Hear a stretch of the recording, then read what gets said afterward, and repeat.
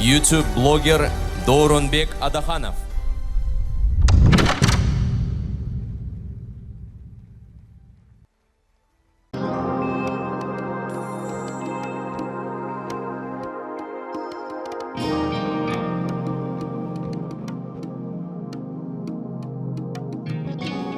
«50 миллионов деревьев оливки». В этой стране год производится 5 миллионов тонн нефти. Это страна Тунис. Дорогие друзья, добро пожаловать в Тунис!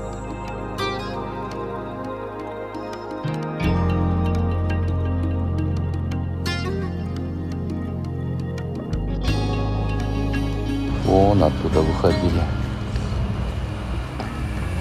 Вот так вот.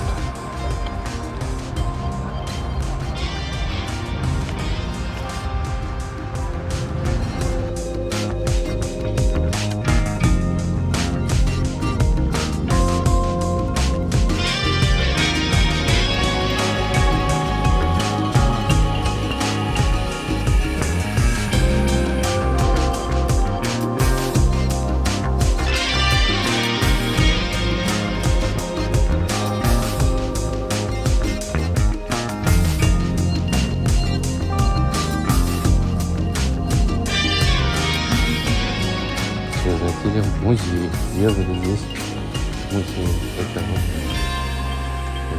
такой. Видите, когда вот внизу такой.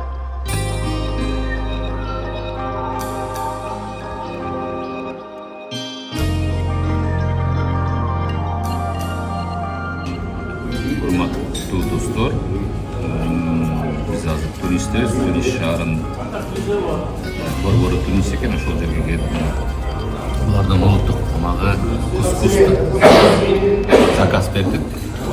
Сонун тамак экен, мындай могу жасашат экен, аябай сонун даамдуу. Тунистен баарыңыздарга ысык салам.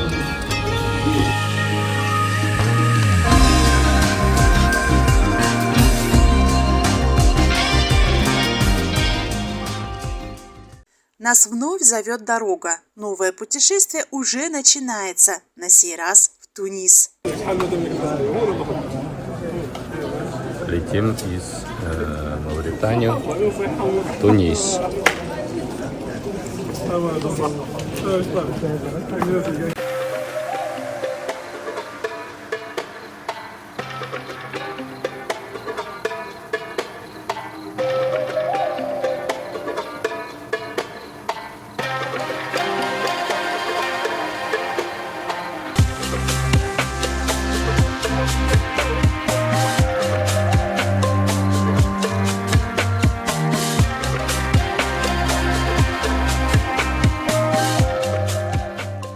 Эта страна граничит с Алжиром и Ливией.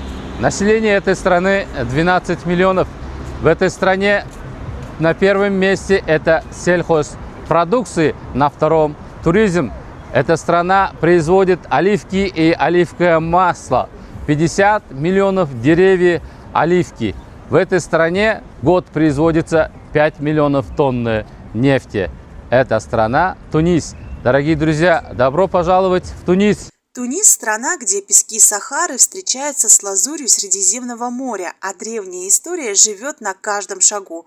Здесь руины Карфагена хранят тайны Римской империи, восточные рынки манят ароматами специй, а бело-голубые города сияют под африканским солнцем. Тунис – многоликая страна, поэтому тот, кто хочет одновременно увидеть самые основные мировые достопримечательности, должен посетить именно Тунис. Здесь есть свой Колизей, Диснейленд, Париж и Биг Бен, который вы уже могли заметить на приветственных кадрах нашей программы.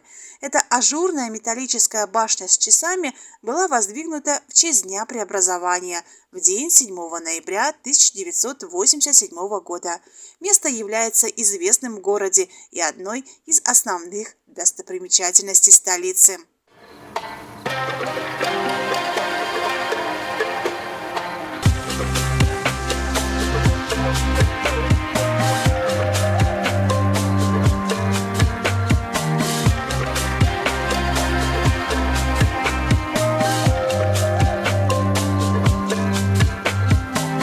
Амфитеатр Карфагена – грандиозное наследие римской эпохи, возведенное в первом веке нашей эры и реконструированное при Юлии. В свое время он был крупнейшим амфитеатром на всем африканском континенте и поражал воображение масштабами.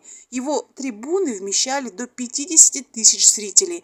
Здесь гремели гладиаторские бои, ревели дикие звери и кипели страсти, превращая арену в сердце древнего города. До наших дней от этого архитектурного исполина дошли лишь живописные руины. На протяжении столетий камни амфитеатра разбирались и использовались для возведения новых зданий, словно сама история постепенно растаскивала его по кусочкам. Под ареной археологи обнаружили сеть подземных галерей, мрачные коридоры, где когда-то томились дикие животные, ожидая выхода на арену. Вот таким. Видите как?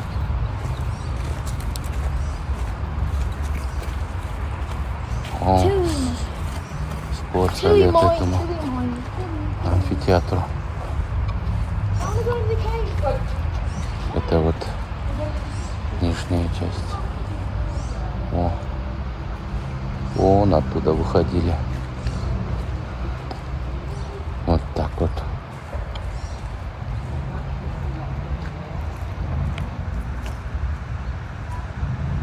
Древнеримские термы императора Антония Пия – одна из самых популярных достопримечательностей Туниса. Этот грандиозный банный комплекс был построен римлянами во II веке нашей эры и по своим масштабам поражает даже сегодня.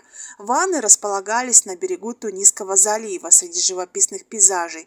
Здесь находились не только бани, но и бассейны, гимнастические залы, а также проводились оздоровительно-лечебные процедуры. До наших дней сохранился лишь цокольный этаж и часть первого. Так, мы сейчас вот так будем спускаться. Вот так будем смотреть внутри города. О, видите? Вот так вот. Вот так вот. Во. Это мы уже внутри.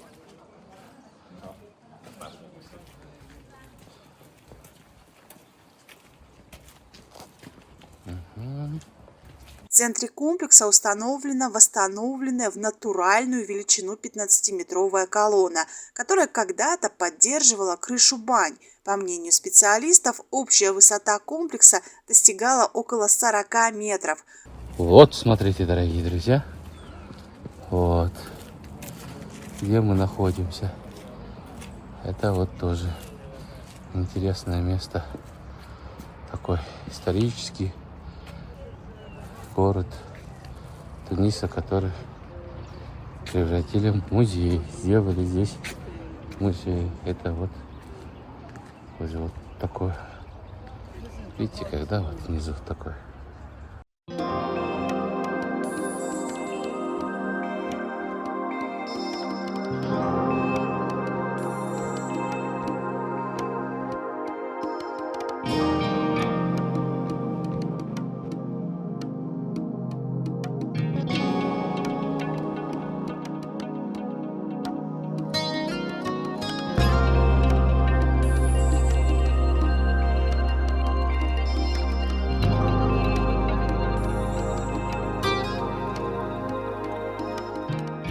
Если вы хотите увидеть весь город с одной точки, то вам надо взобраться на вершину холма Бирса. Это сердце Карфагена и самая высокая точка города. Отсюда вот такой большой панорамный вид город Тунис.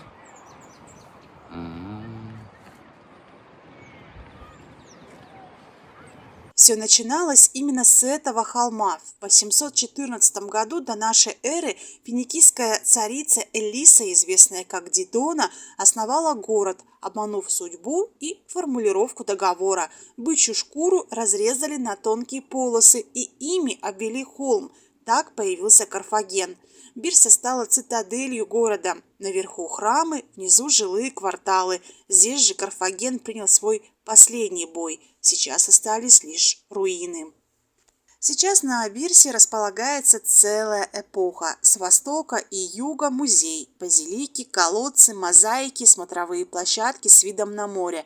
Ниже руины ремесленных кварталов, узкие улицы и аркады, под которыми когда-то кипела жизнь, а западный склон почти нетронутый. Заросли, тишина, камни, которые все еще хранят тайны Карфагена.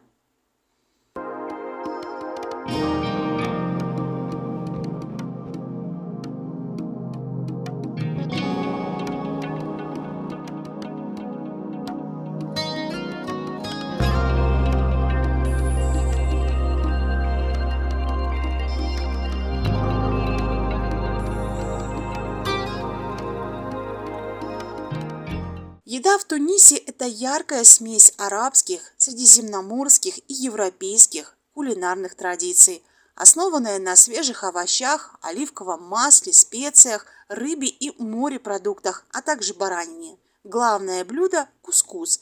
Сейчас его готовят из манки, крупно перемолотой пшеницы, но исторически его делали из проса, которая в Африке пользуется большой популярностью.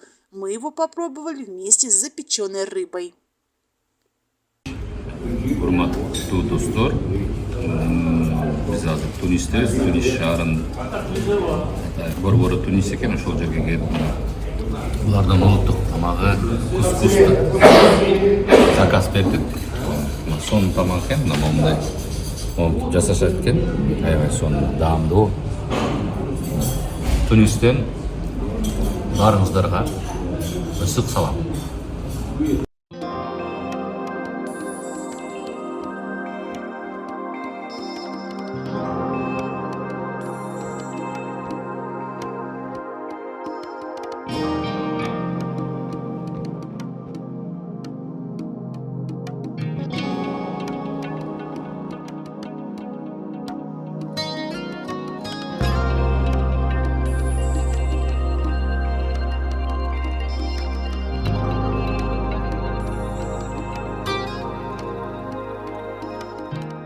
Это путешествие по Тунису стало встречей с историей, солнцем и морем. Древние руины, шумные города, тишина пустыни и теплые закаты – все смешалось в одном маршруте. Тунис удивил, вдохновил и оставил след. Это путешествие мы точно запомним. Мы могли бы остаться, но нас ждет Кения. Летим из Туниса в Найроби, Кению, друзья, через Каир транзитом. До встречи!